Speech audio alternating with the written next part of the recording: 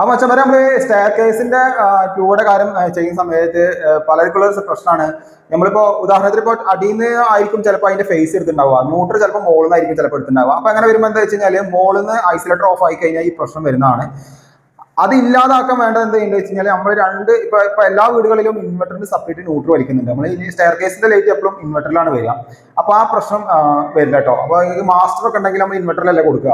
അപ്പൊ അവിടെ നമുക്ക് ഈ പ്രശ്നം സോൾവ് ആവും. കാരണം എന്താ വെച്ച് കഴിഞ്ഞാൽ ഈ പുറത്തെ മുകളിലത്തെ DBN ഓഫ് ആയി കഴിഞ്ഞാൽ അടിയിൽ ആരെങ്കിലും മാസ്റ്റർ സ്വിച്ച് കഴിഞ്ഞാൽ ഈ പുറത്തെ ലൈറ്റുകളും അല്ലെങ്കിൽ ഉള്ളിലത്തെ ലൈറ്റുകളൊക്കെ ഇങ്ങനെ ബ്ലിങ്ക് ചെയ്തുകൊണ്ടിരിക്കും. അപ്പൊ അതിന് വേണ്ടത് നമ്മൾ എപ്പോഴും സെപ്പറേറ്റ് ന്യൂട്രൽ വലിച്ചിട്ടാണ് ചെയ്യേണ്ടത്. പലരും പല അഭിപ്രായങ്ങൾ പറഞ്ഞു.